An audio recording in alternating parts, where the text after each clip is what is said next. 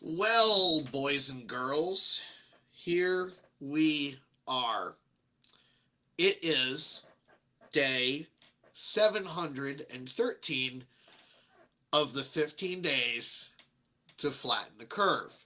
This is well past the 15 days the Screamers defrauded us into, and this is the video to end them all, and it's about the failure of society, logic, and morality with analysis. Now, um, thing you got to bear in mind. This is the most important video you'll watch in the next 20 years. And I'm not just saying that. I'm saying that because of all of the ramifications of what you put up with. We put it all together in one little package. So it's worth an hour, or even 5 if it were that long. And if you don't like uncomfortable truths, you shouldn't watch this video, but you should watch it. And you should share it. And you should even act on it. Now, this is kind of one of those videos where what you want to do is you want to go ahead and just go ahead, close everything out. Don't just listen to it. Listen to it if you have to, but do watch the slides. They're very important, and there's a lot of data. So here are the things you're not going to get to do after you watch this video. You don't get to pretend we didn't take a hammer to everything. You no longer get to say, but we'll never know if this worked. You don't get to say that. You don't get to say, well, we're going to find out whether or not this worked, because we're going to show you whether it worked or not. You don't get to give a free pass to the two political parties that cheered this on, and you don't get to not take responsibility for yourself, your loved ones, and making sure this never ever happens again. Now, Brandon, by the way, was right. This is a screenshot for those who are listening from CNBC right after he got inaugurated. And the headline is, Biden says nothing can change the trajectory of the COVID pandemic over the next several months. It is dated January 22nd, 2021. You'll see why he was right. We have the curves to show that Brandon was right. So more of what this video is about. This is what you were promised. This is what you were terrified into. This is what you were shamed into. This is the theory. It's about the actual results. And we're going to talk about the cult that victimized you and your loved ones. And never again, never forget, we're going to forever smash the fear narrative and expose the cost once and for all. So here it is. Fact check it all you want. Everything's available on the internet. You can find it. You can track it down. The only way you can disagree with it is put your head in the sand, or just pretend and be so emotionally invested that, you know what, we're just going to pretend we didn't do catastrophic damage. So this was from Vox. This was from 2 years ago, March 16th, 2020. This was what we have to do. This was the model of what happens if we do nothing. And this is the other shaded gray part of the graph, where this is what happens when we, save the hospitals and, protect the healthcare workers and all that happy bullshit. So here's more from March 17th, 2020. This is the wonderful graph that shows you how fast COVID-19 is spreading with an R0 of 2.5. Mathematically, something that spreads that fast, by the time it's spreading, it's too late. And again, you're gonna see the curves that demonstrate that I'm right here. So here's more. This is just more of the propaganda. This just says, here's what happens if we have no social dimwitting. Here's what happened if we wait to social dimwit. And here's what happened when we do everything that we're being told to do. So here's the experiment. So the hypothesis was these measures were necessary. It was that social distancing, lockdowns, and mandates would reduce transmission. And it was subsequently masks would reduce transmission. So it was. Now here, we're going to go back. We're going to go all the way through several points of the 713 days of the 15 days to flatten the curve. And we're just going to start with day 400. Okay, this is the People's Republic of Connecticut. Take a look at the curve, please. This is so important. Now, here's what happens when we point out when we started doing all of the insane stuff that we started to do. Right there, you have an arrow. That's the 15-day lockdown, which did not flatten that curve at all. And there's another arrow subsequent in, I think it was April 14th, when we introduced the so-called mask vaccine. Now there's a big fucking problem all the way to the right, which is a much higher curve and a much higher spike. Now, how about day 410 with a 95% effective vaccine? Let's just go through a few slides that show we didn't do any science here. And no, the data came in and we didn't change a fucking thing. So let's just show you Connecticut. Now, Connecticut, here is, we actually show you how many people have gotten the 95% effective vaccine. And the results speak for itself. And we actually throw in some numbers about the population, the number of tests, the number of people who tested positive. This is from April 30th, 2021. So, not to be outdone, let's try Massachusetts. See? Right there. You show me where the 95% effective vaccine and all this garbage flatten the curve. Go ahead, point it out. I mean, the curve speaks for itself. This is from the holy CDC. South Dakota, they did nothing. So there you go. I mean, the curve speaks for itself, guys. I mean, here's where you are. So let's try Texas. How about that? Texas, according to the news, should have been a casket by day 410. Was it? No. And actually, they have less people vaccinated in South Dakota at that point. Here's Mississippi. How about that? So Mississippi put in the mask mandate, and they started Miracle Jab, and the numbers just kept going up. Well, tell me how that's 95% effective, guys. So where have you seen these curves before? There's a cruise ship called the Diamond Princess. There's the USS Theodore Roosevelt. There's the Ruby Princess. There's New York. There's California. There's basically every place we've locked down and shouted out any possibility of vitamin D or the Math Plus protocol. So here's Connecticut at day 707. You take a look at it. You show me where the curve flattened. Go ahead, point it out, pause the video, find out where that curve flattened, where we did everything right. We've got more than 80% of people at some point were allegedly fully vaccinated. We know how that goalpost moves. So here's what we did up to day 707, which helpful arrows for you. We show you where the lockdown came in. We show you where the mask mandates came in. We show you where the 75% effective vaccine came in. And all the way to the right, there's a black arrow below the letters, explain this. Go ahead, explain it, science doers. You should. I mean, at this point, given what we've given up, we're entitled to know. We're entitled for an explanation of why that didn't pan out the way you said it would. So we're going to tell a tale of four jurisdictions, not to be outdone, because everyone's going to say, oh, well, this jurisdiction is different, and, you know, people are closer together, and whatever your bullshit rationalization is. So we're going to do Connecticut, which is the follower of settled science to a T. Same latitude from the equator as South Dakota comparatively. We're going to do Sweden. They supplement with vitamin D. They recommend doing things, and they don't mandate things, and they're close to the Arctic Circle, so they're not getting a whole lot of sunlight, and by extension, not getting a whole lot of vitamin D. South Dakota, this is the only governor who didn't lock down and didn't mandate anything.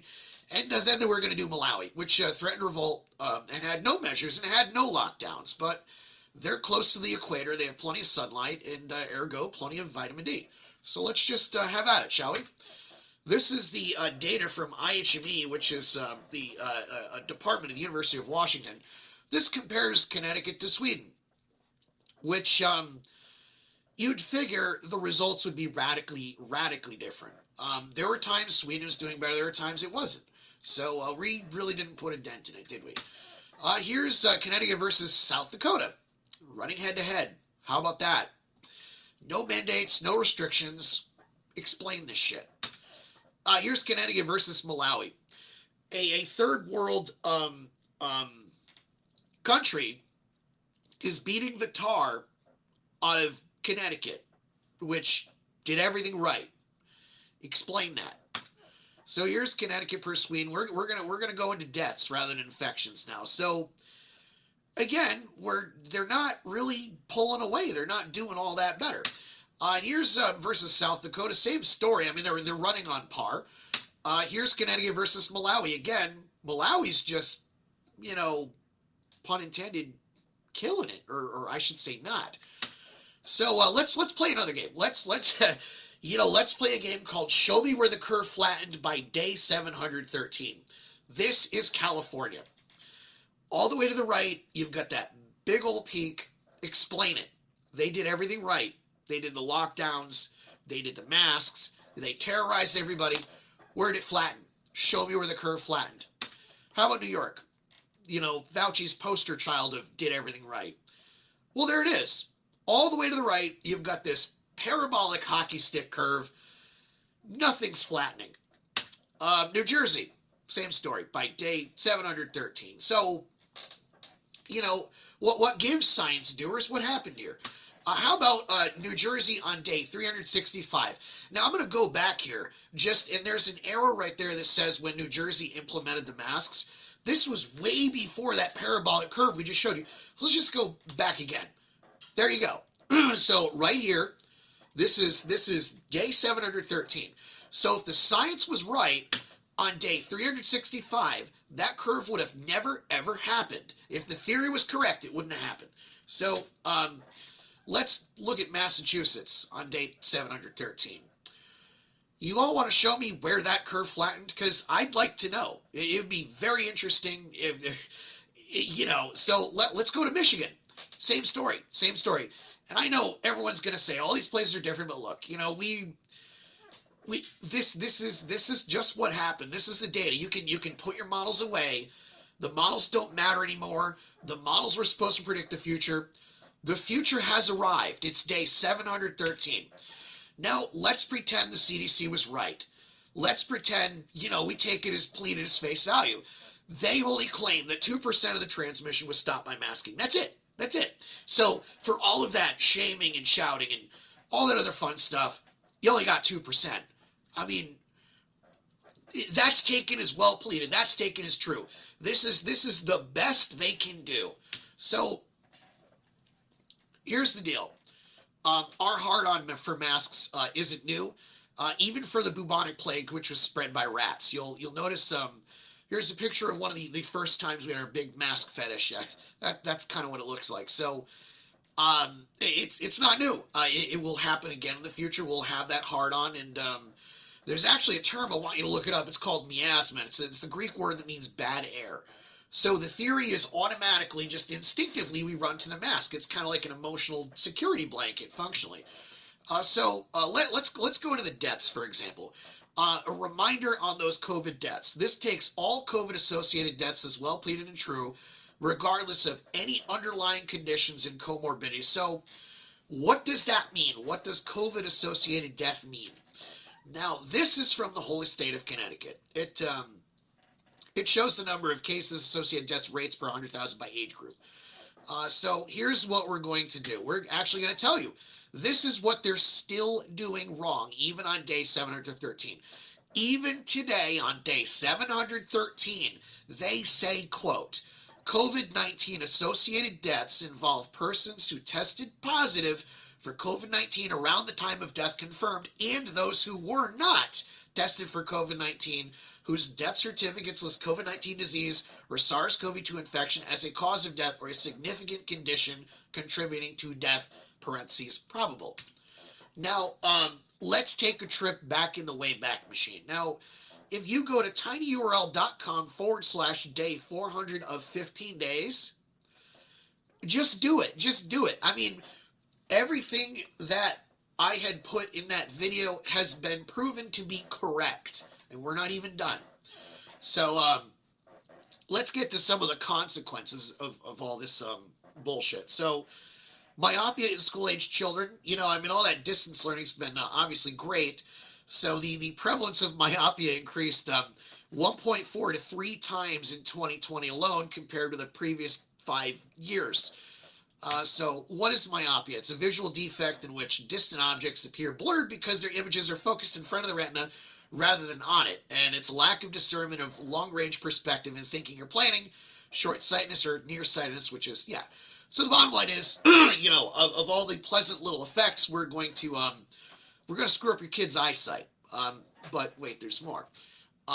There is, we had a bit of a cancer screening deficit, because everyone's just terrified of, COVID and nothing else. So there was an estimated screening deficit, as of last year, of 9.4 million. You miss cancer screenings, especially if it's like colon cancer. I mean, you're dead. I mean, you're gone. So, but wait, there's more. You want to know what we paid for all of this. So, this is kind of a little lesson that I have to put here. It's called Inflation for Dummies. And this is because anyone who wanted us to print money is a dummy. So, here's what you got to know. Inflation is not rising prices. Inflation is rising money supply chasing the same relative basket of goods and services.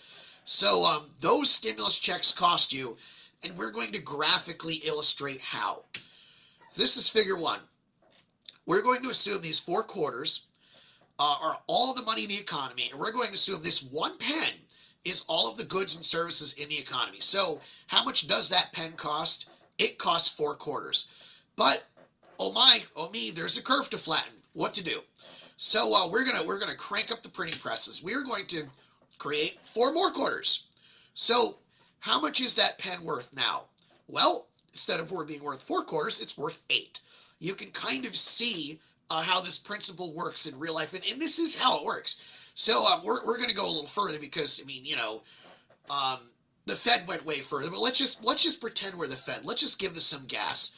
So this is 60. This is 12 quarters. So 12 quarters equals all the goods and services in the economy. That 1 pen. How much is that pen worth? It's worth 12 quarters. So we haven't changed the amount of pens. We've only changed the amount of quarters. So that's what we're doing. And we did this because we wanted to stay home and do nothing and just pretend nobody had to make pens. So here's one of the first places that always shows up, and it's called the stock market. Now, the reason for that is when you print money at no interest, which is how they do it. There's a book you can look up called Modern Money Mechanics. They basically give money out for free. Investors, the first thing they do is the investors get it first. They put it in the stock market. So just so you know, this is not just the comparison of the U.S. stock market. It's a comparison to Zimbabwe. Now, Zimbabwe's stock market was having something like 50 years worth of gains within 4. You're probably wondering, how in the heck did they do that? Well, they turned on the money presses, and presto chango. This is a picture of $100 trillion. Now, I'm a trillionaire, and so can you. You can be a trillionaire too. All you got to do is go to eBay and get a $100 trillion note, and that's it. And you're in the money. I mean, you'll feel rich, but the effect I think is the same. So here's what we did in the United States. We're not quite going Zimbabwe yet, but the supply of money went up. This is from the Federal Reserve Bank of Missouri. This is M2. Now, I just want to focus in here a little bit. Here's a look at what Trump did. Now, you're really going to hate what Brandon did, but this is what Trump did, okay?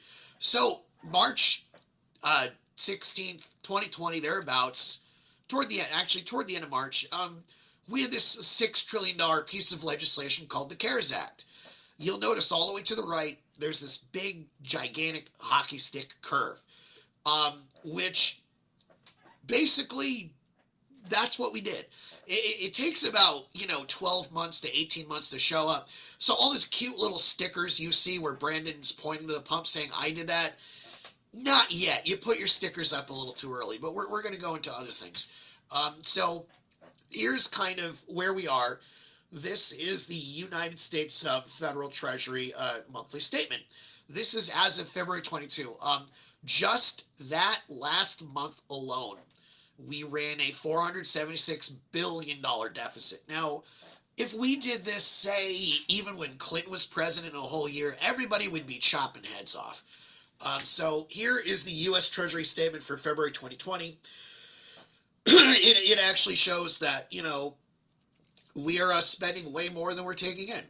Now, if you want to know, this was fiscal year 20 to 21. And by the way, the U.S. Treasury fiscal year goes from October to September. So going back, so far for the fiscal year as of February 2022, fiscal year 22 to 23, we're already doing pretty bad. But the last fiscal year we were at a $2.7 billion deficit. So just to give you an idea, that's 2.7 trillion. it would take you 32,000 years and some change to count to a trillion. Now, about interest rates, they got to go up. I mean, that's what happens when you print money with reckless abandon. You got to raise interest rates, otherwise you're going to have runaway inflation. So they're going up. So what does that mean for you? Of course, they have to go up. They've been unnaturally low since 2008 when we really got crazy with the bailouts. That means the national debt service goes up. What does that mean? Realistically, that means pick one: Medicare, Social Security, or everything else. I mean, decide what do you want to pay for. I mean, you wanted 15 days to flatten the curve. Pay the bill. It's up. So of course, that also means for you, the consumer, it costs more to borrow money. So the days of living indefinitely on credit are coming to an end. All that time you were punishing us savers. Well, the tables have turned, haven't they? So yeah, this is a screenshot of the Bureau of Labor Statistics inflation calculator. So in it we put $10. So you got $10. This is according to BLS doctored numbers. This isn't even remotely close to what real inflation is. But if you got $10 in February 2021, it would be the equivalent of $10.79 1 year later. That's pretty fucking bad. Now, Medicare Insolvency as of 2021. By the way, we accelerated this. So we're 5 years away from Medicare Insolvency, especially because we wanted to flatten the fucking curve and print money and have everyone stay home and do nothing. There we are. So how does this Medicare thing affect you? It could have been reformed with healthcare system overall as we needed to. We chose not to. I mean, that was the perfect chance to remove 200 plus different mechanisms and prices and ways of paying. Well, we had a chance. We blew it. I mean, we just blew it. So this means hospitals will close. So much for that idiotic argument about, saving the hospital capacity. And the elderly will have very expensive and or no health care. So we did this for grandma, right? Of course we did. Why not? And of course, how does this affect you? I'm in this group. You suckers paying into it younger than 60, you're fucked. You're not going to get it. That's just life. I know fucked is a strong word, so who else completely got it with zero net benefit? Let's just go through some quick examples who got fucked by this COVID cult. So virtually every healthy person younger than 70, we all got fucked. That's just it. Everyone who did the right thing to decide to lose weight, quit smoking, exercise, and eat better, we got punished. We have been punished. That we have had things shut down where we couldn't do that, and we've made it harder. The entire hospitality, restaurant, bar industry, they got fucked. They're gone. You like all these places to go to have a drink, get something to eat. Well, if you were screaming about masks and shots and restrictions, fuck you. You will have less places to eat and drink. Everyone in the maritime shipping industry, they got it pretty hard. They were doing crude surgeries on the deck with power tools and all. So this is what happens when people are so terrified, senseless, that you can't let crews come home. So, of course, everyone who is made to buy the stupid plexiglass. I love that plexiglass. So, not even my bad, I'm sorry. So even as of November of last year, the people started realizing plexiglass can be counterproductive to proper COVID-19 ventilation. Not even so much as an oops. I mean, there were questions as of August, last year. Are all those plexiglass barriers in restaurants actually keeping everyone safe from COVID? And they weren't. They absolutely weren't. And then WebMD, as of September 8th, 2020, quote, how well do barriers work? It says, despite the widespread recommendations for plexiglass barriers and their widespread use, research on how well they work to slow the spread of COVID is lacking. There's a quote from a doctor. Says, of course he's a doctor, let's worship the expert for a second. He says, there are, to my knowledge, no peer-reviewed studies assessing the efficacy of these barriers. Well, if you're going to spend all this stupid money, you might want to find out if it works. And again, that's September 8th of 2020. Do we care what works? No. I mean, clearly, as we're going to see, we just double down and run with it. How much money are we talking? Well, specifically, according to Fortune magazine, $750 million in fiscal quarter 1 in 2020.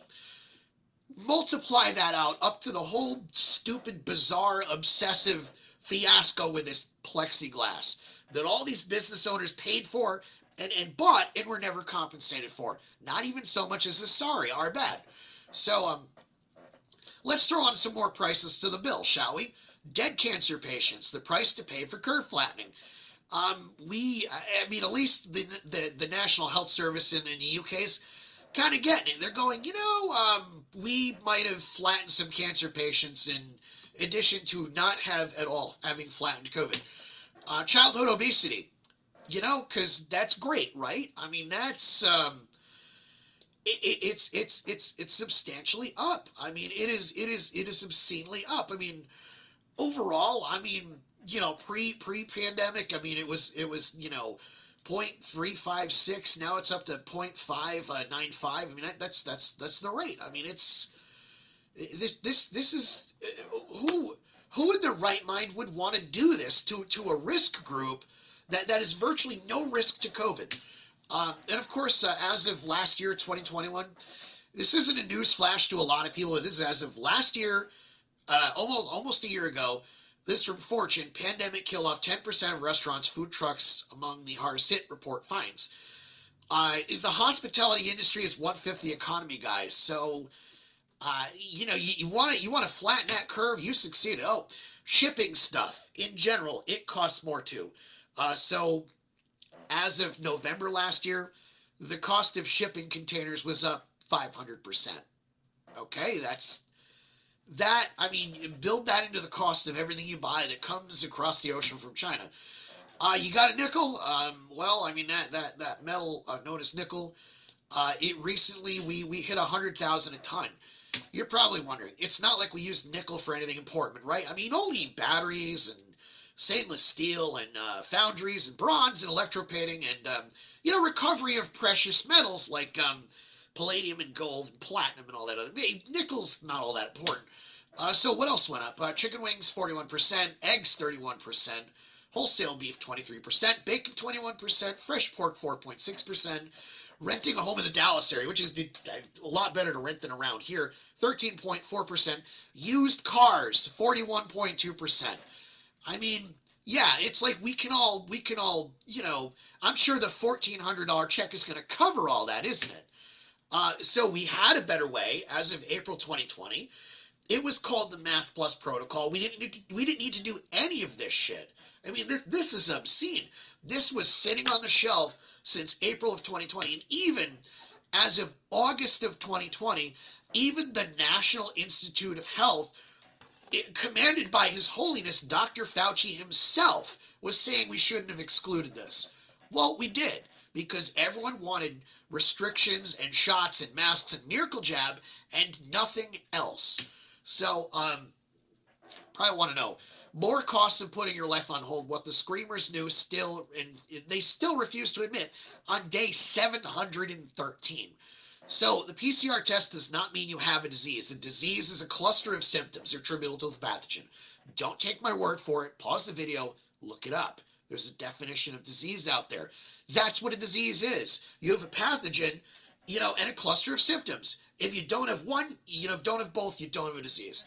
So what do? The higher PCR cycles tend to lead to false positives. And, they were still using 40 and they knew not to. So the PCR positive does not detect viable virus. It detects both viable and non-viable virus. So it doesn't mean it's detecting virus that's going to replicate and lead to the cytokine storm that's going to kill you, okay?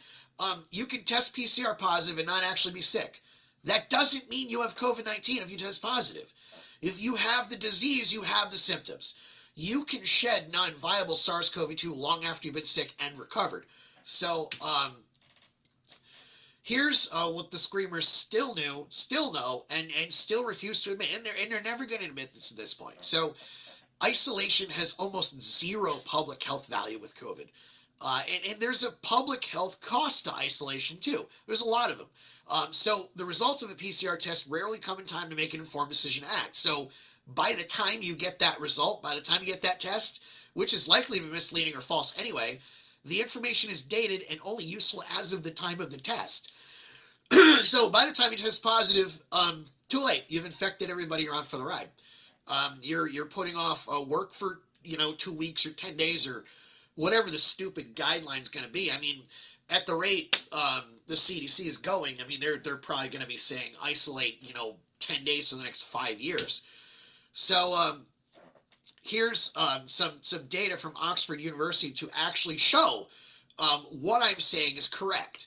So this is actually a rate of when the number of cycles and when they take them, and how long it is you are likely to continue to test positive and shed RNA.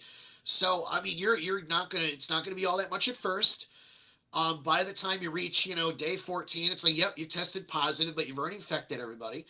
And long since that, you can get positive samples 3 weeks out when you're not going to affect anybody. So this is, go ahead. There's a link right there. Go ahead and look it up. And this correlates with the analysis behind the Math Plus protocol. Now, the Math Plus protocol was developed by doctors at the University of East Virginia, and they actually map out, like in this particular graph, the incubation phase, the point where you become symptomatic, and all the different phases going to the late phase. So this correlates perfectly with it. They've got it figured out, and of course they lay out like different treatments you use at different stages, because unlike the mainstream media and even His Holiness Dr. Fauci, there's no such thing as magic bullets. These doctors have figured that out, and they've long since figured it out. I mean, we could have been done with this a long time ago.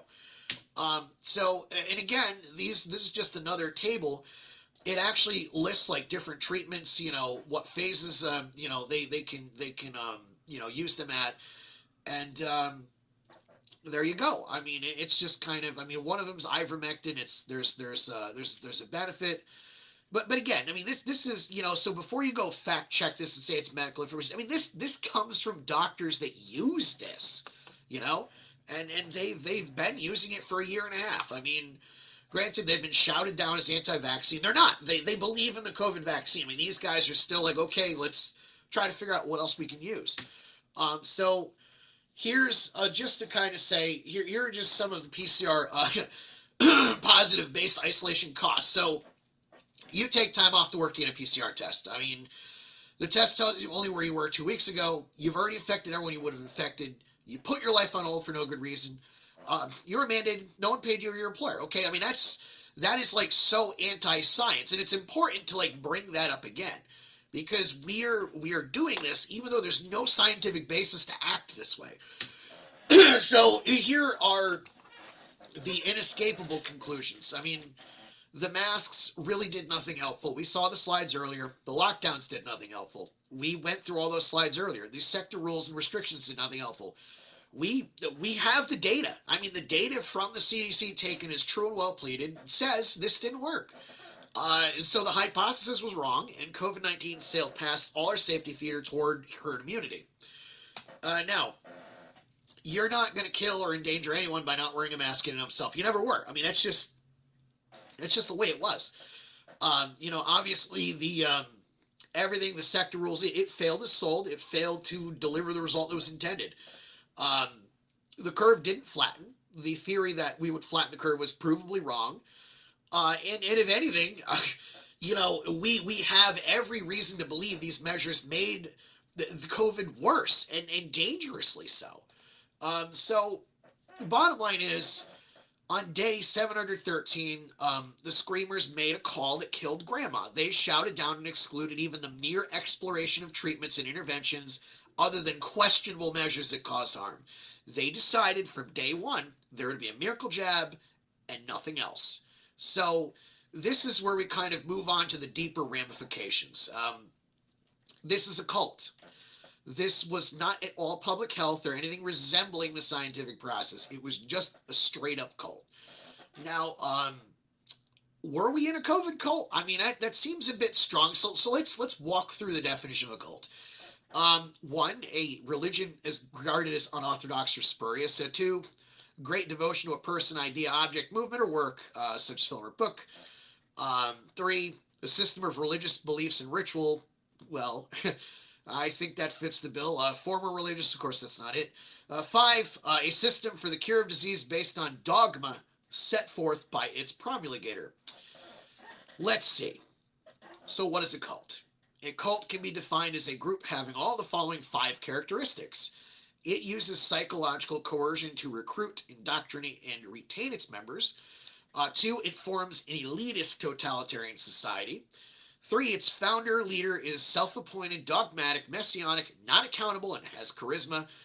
4, it believes the end justifies the means in order to solicit funds and recruit people. And of course, 5, as we saw at the money printing, its wealth does not benefit its members or society. Now, a zealous commitment to the leader. We're there. Or should I say leaders. Pick your puppet and pick one of 49 governors. Pick Dr. Fauci, the infallible, or if you paid attention to the data slides, the quite infallible.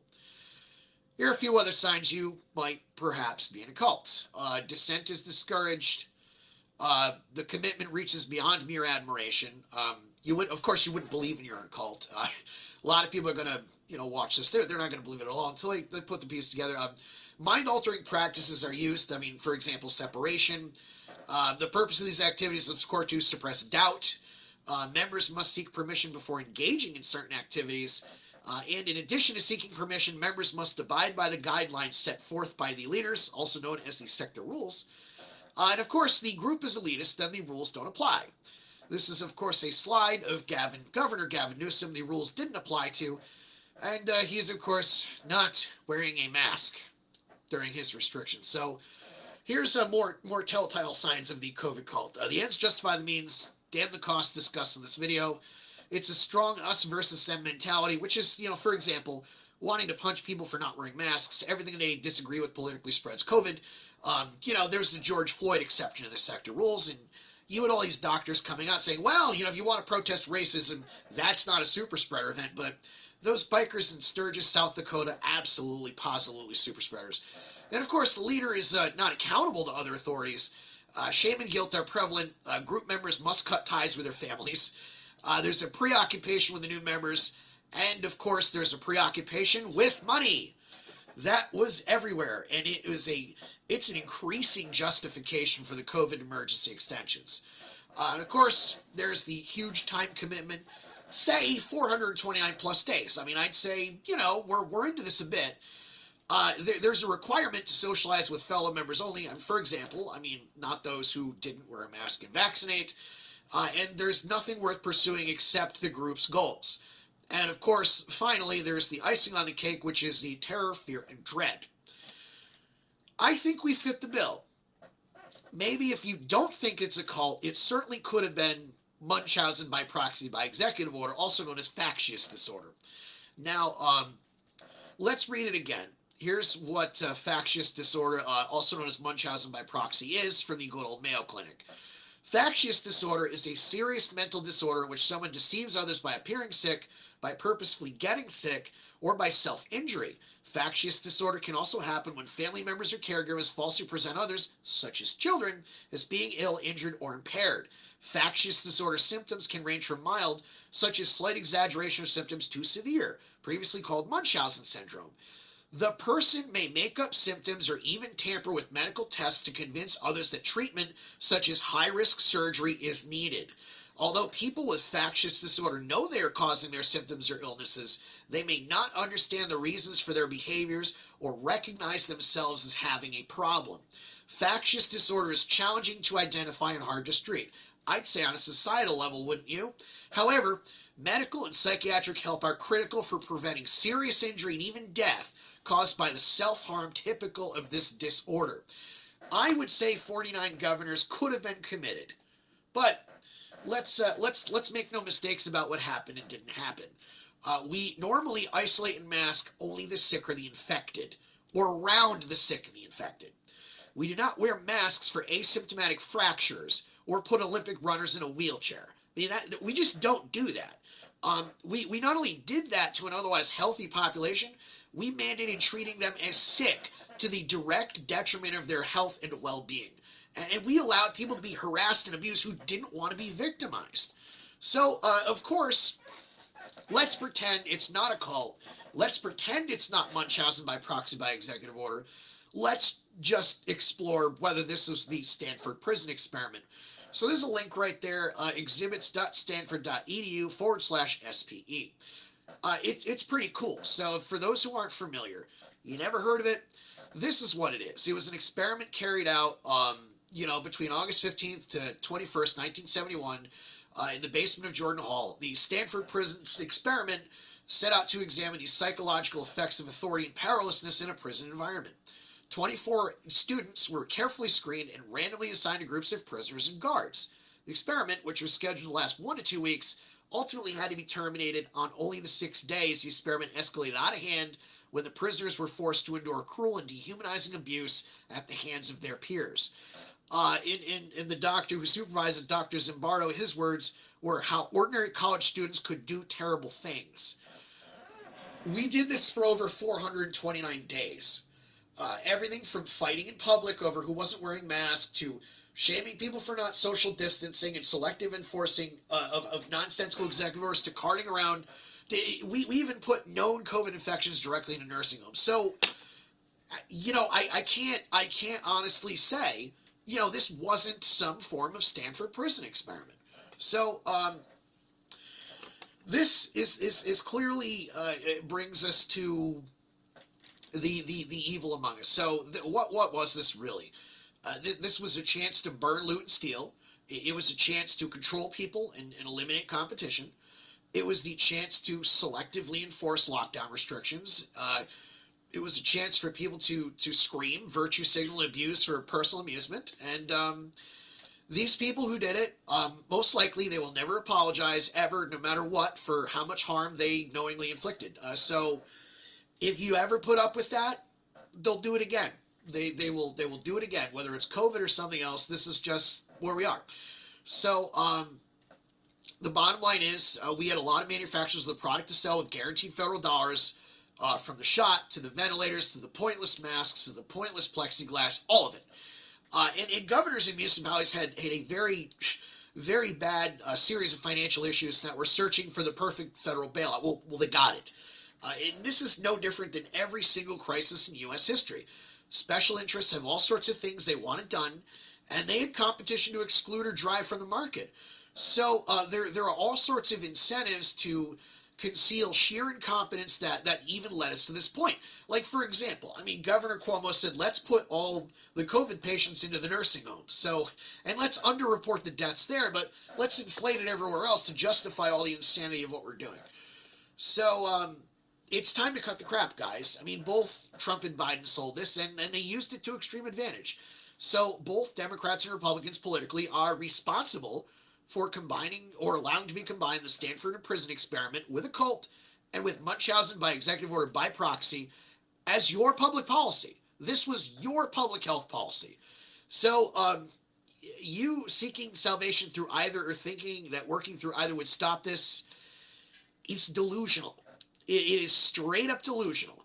And as a consequence of buying into that delusion all these years past, you now have problems you can't vote your way out of.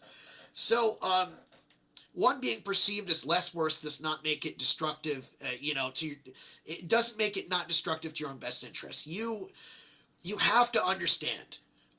When they stopped, when all these governors allegedly stopped, it doesn't change the fact that they did it in the first place and that it was evil. Everyone goes, oh, Ron DeSantis, good guy. No, Ron DeSantis, bad guy. Ron DeSantis locked down too. So did all the Republican governors except for the one of South Dakota. So don't sit here and tell me, they lifted the restrictions. Look at it this way. That's kind of like suddenly being anti-Nazi when the Allies have arrived on the beachheads, isn't it? Suddenly, now that the Allies are here, I've suddenly decided to join the resistance. No, you don't get to do that. You're still responsible. So the bottom line is we have not made the cut as a society at all.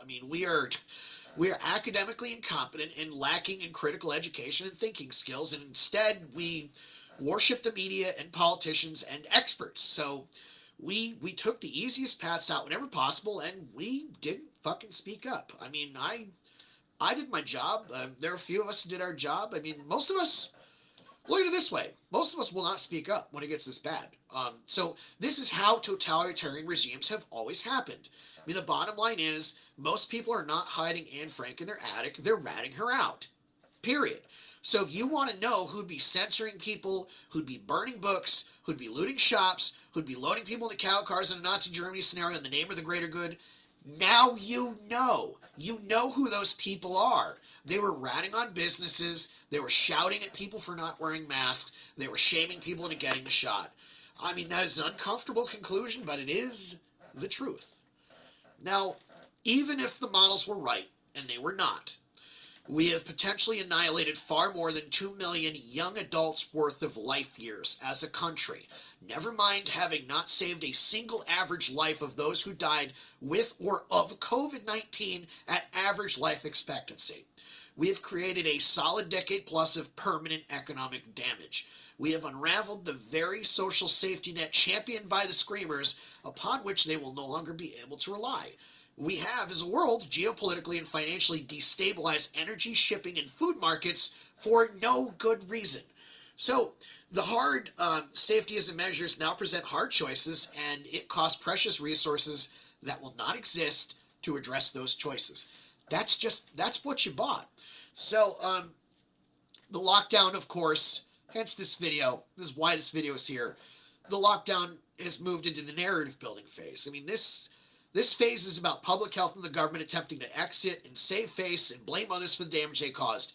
Don't you dare let them. This phase is about Democrats and Republicans jockeying for how to best build and exploit that narrative and never relinquishing the power to have done or enabled the lockdowns. And of course, this is on you. You have to reject everyone having that degree of power control over your life and reject any candidate, party, or organization that insists upon having that power. It must be a deal breaker. And in the words of the great Alexander Solzhenitsyn, unlimited power in the hands of limited people always leads to cruelty. Didn't you just see that? Didn't you just live through it? So here's the more of the sad truth. If you want normalcy and a woke business wants medical records, you need to sue them. You need to boycott them. You need to do that to be left alone, because otherwise it will continue to be acceptable. So the slide about knowing who would load you onto counter cars because the government said so, it's unfortunately true. Act accordingly. It is time for you to clean house, do some personal dissociating, lose some numbers, learn to not count on certain people in real crisis, like the unnecessary one you just lived through. You see, these people will be likely to harm you and believe that they are doing the right thing and harming you all over again. Whether it's COVID-19 or it's something else, this is you've just learned a valuable lesson who these people are. So, of course, they're not the victims, but they're going to pretend they are.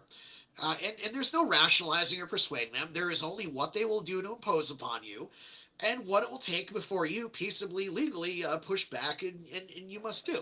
So it's a choice. You get to they're going to do what they want to do to you, and there's a line of what you're going to let them get away with.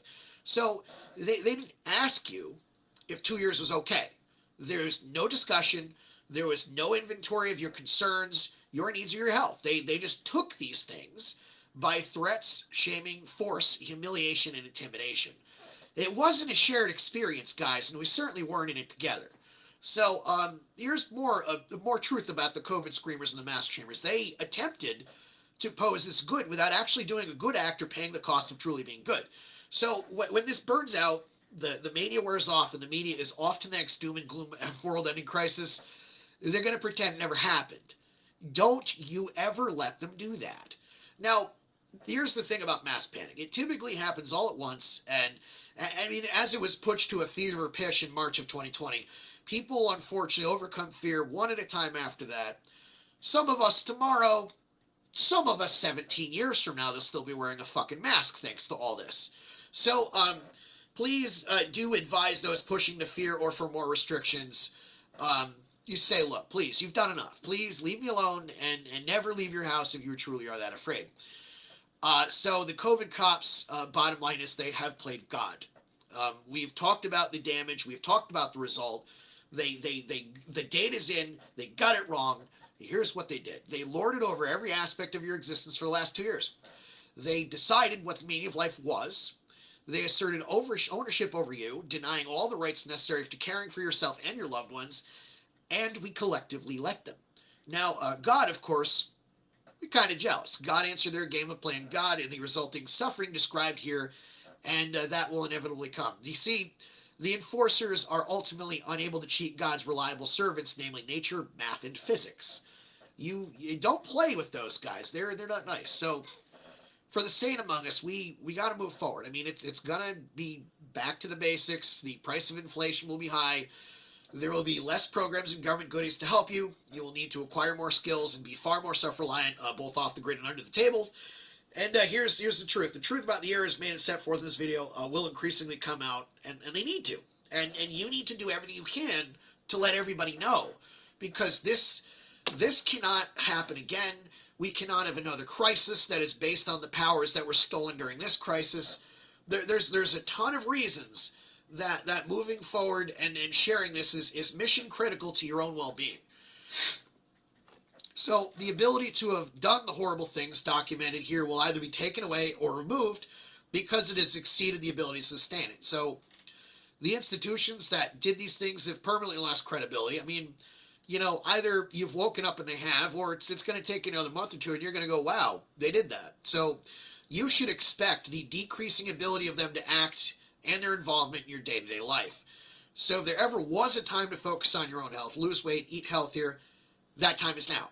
You aren't guaranteed Medicaid, Medicare, or even hospitals readily available or of the same quality or price after the damage that public health has inflicted on hospitals. So if anyone isn't going to associate with you because you won't take the vaccine at this point, they don't respect you. Assume they will harm you out of fear when the tough gets going, and adjust your life accordingly. There is nothing you can do to get them back. Only they can get themselves back, and it's going to take them time, and that's on them. So, among other things, there are things, deep institutional and societal things, that got broke that can't be fixed. As much as you should pursue legal, peaceful justice, understand that, look, this is a salvage operation at this point. There are just some things you can't go back and undo. Like, for example, Grandma, who got locked away on May 25th, 2020, and it was her last day of life, and she wanted to go see her friends and have a walk in the park, and she was going to die of something other than COVID. She's dead now. There's no such thing as pent-up demand for that hamburger that Grandma can't buy, and there's no way to pay dead Grandma for the friend she didn't see the last day of her life. Just to put this in perspective for you. So, here's what you do. Here's what I do. Sue the enforcers who took your stuff, all of them. Sure, they'll say, I was just doing my job. You should say, as do I say, well, I'm just doing mine. Too bad. You vote. Never vote for anyone who took the money or enforced this ever again. I don't care what party they are, just don't fucking do it. Bonus round. Do register libertarians, support a party that will never allow this to ever happen again, and will absolutely take from government the ability and power to do it. Say what you want about how hard it is and the odds and, how people behave, but also understand that it's the only political home you have left that respects your right to be. So, from a man who lived it, at what point then should one resist? When one's belt is taken away? When one is ordered to face into a corner? When one crosses the threshold of one's home? An arrest consists of a series of incidental irrelevancies, of a multitude of things that do not matter, and there seems no point in arguing about one of them individually. And yet, all these incidental irrelevancies taken together implacably constitute the arrest. So, the same man gives you the necessary homework. In keeping silent about evil and burying it so deep within us that no sign of it appears on the surface, we are implanting it, and it will rise up 1,000-fold in the future. When we neither punish nor reproach evildoers, we are not simply protecting their trivial old age, we are thereby ripping the foundations of justice from beneath new generations. It's day 713. I submit to you that this is exactly, precisely, 100% everything that we've done in the name of the settled science, in defiance of the data that is absolutely positively demonstrated that we have catastrophically taken a hammer to children and childhoods and even hospitals themselves. And in the process, we've punished competence. This is where we are. So if you don't like evil, do something, say something, share something, share this video. I hope you're well. I hope you found this useful. And it is important to get this out because the truth needs to be told so this can never happen again. Thank you for watching. I'll talk to you soon.